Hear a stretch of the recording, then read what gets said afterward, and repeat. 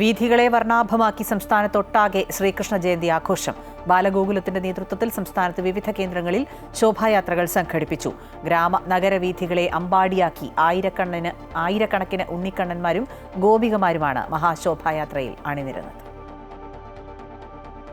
ശ്രീകൃഷ്ണ ജയന്തിയോടനുബന്ധിച്ച് സംസ്ഥാനത്ത് വിവിധയിടങ്ങളിൽ ബാലഗോകുലത്തിന്റെ നേതൃത്വത്തിൽ മഹാശോഭയാത്രകൾ നടന്നു. വിവിധ സ്ഥലങ്ങളിലെ ശോഭയാത്രകളെല്ലാം ഒരുമിച്ച് പ്രത്യേക കേന്ദ്രങ്ങളിൽ സംഗമിച്ചാണ് മഹാശോഭയാത്ര സംഘടിപ്പിച്ചത്.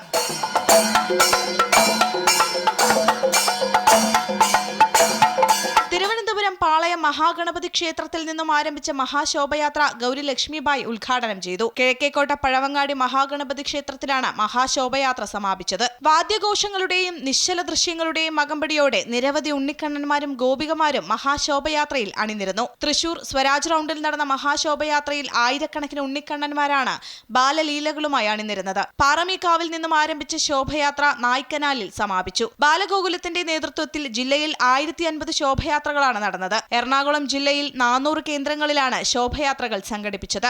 ബാലഗോകുലത്തിന്റെ സുവർണ ജയന്തി വർഷം പ്രമാണിച്ച് ഇത്തവണ പതിവിൽ കൂടുതൽ കണ്ണന്മാർ നിരത്തുകളിൽ അണിനിരുന്നു. എറണാകുളം പരമാരദേവി, അയ്യപ്പൻകാവ്, തിരുമല ദേവസ്വം, രവിപുരം ശ്രീകൃഷ്ണസ്വാമി ക്ഷേത്രങ്ങളിൽ നിന്ന് ആരംഭിച്ച ശോഭയാത്ര ജോസ് ജംഗ്ഷനിൽ സംഗമിച്ച് മഹാശോഭയാത്രയായി എറണാകുളം ശിവക്ഷേത്രത്തിൽ സമാപിച്ചു. കാസർഗോഡ് ജില്ലയിൽ 166 ശോഭയാത്രകൾ വിവിധ ക്ഷേത്രങ്ങൾ കേന്ദ്രീകരിച്ച് നടന്നു. ശോഭയാത്രകൾ രാത്രി 8 മണിയോടെയാണ് സമാപിച്ചത്. ആഘോഷത്തിന്റെ ഭാഗമായി ഉറിയടി, ഗോപൂജ, ഗോകുല സംഗമങ്ങൾ തുടങ്ങിയവയും നടന്നു.